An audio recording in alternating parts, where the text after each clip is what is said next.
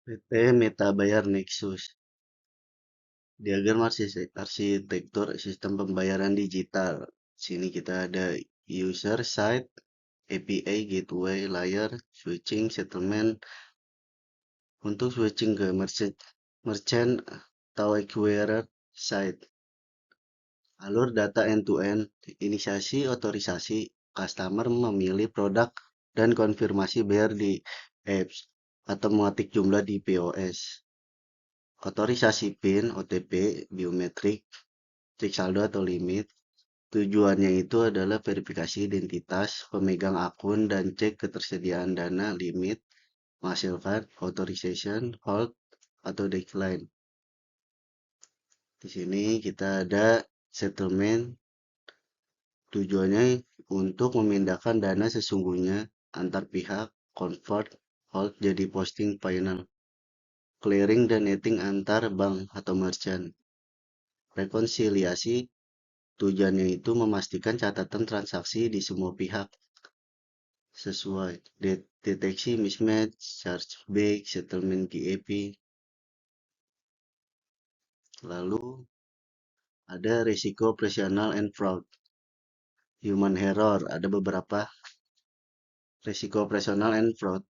Human error, kesalahan yang dilakukan oleh pegawai seperti salah input nominal transaksi, salah upload file settlement, atau kelalaian saat memproses refund.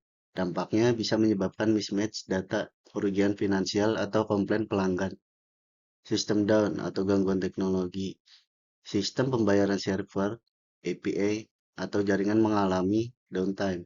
Hal ini dapat menyebabkan transaksi gagal, tidak tercatat, atau tertunda sehingga mengganggu operasional harian dan pengalaman pelanggan.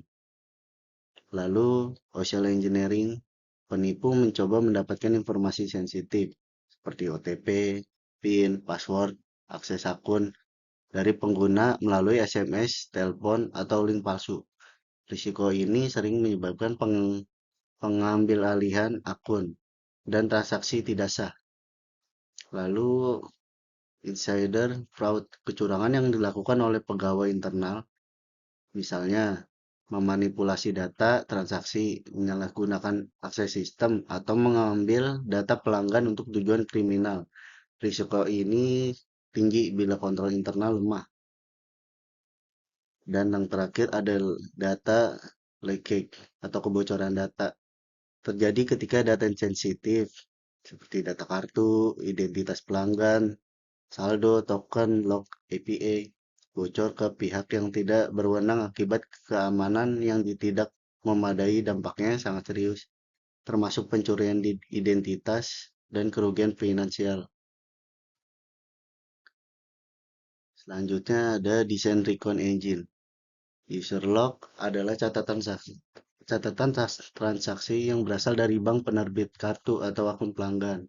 Fungsinya memvalidasi apakah transaksi benar diotorisasi oleh user dan apakah amount sesuai. Lalu ada acquirer log, catatan transaksi dari pihak pengakuisisi seperti payment gateway atau merchant acquirer. Fungsinya itu menjadi basis merchant reconciliation, memastikan transaksi yang dicatat merchant sama dengan transaksi acquirer. Lalu ada switching log, catatan pada sistem switch yang menjadi perantara antara acquirer dan user. Fungsinya itu memastikan transaksi yang lewat jalur switch tercatat dan sesuai dengan data user dan acquirer. Settlement log adalah catatan final yang dipakai untuk memindahkan dana dari user ke acquirer kemudian ke merchant. Fungsinya itu menentukan dana yang benar-benar ditransfer menjadi dasar laporan keuangan dan pembayaran merchant. Di sini kita ada tabel recon-nya seperti tax ID, amount-nya, issuer log-nya, acquirer log, switch log, settlement log, status recon.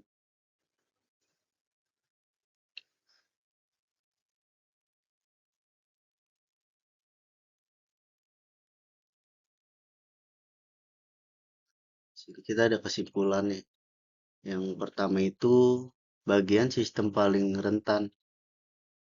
Titik paling rentan adalah proses otorisasi dan integrasi antar sistem, karena lalu lintas data sensitif dan transaksi real time. Yang kedua itu dampak gangguan switching. Gangguan switching menyebabkan transaksi gagal atau timeout, potensi duplikasi atau missing, serta delay settlement yang berdampak pada merchant dan pengguna.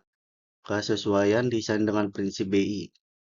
Desain sudah sesuai prinsip BI karena memenuhi aspek security, availability, integrity, dan compliance terhadap standar sistem pembayaran.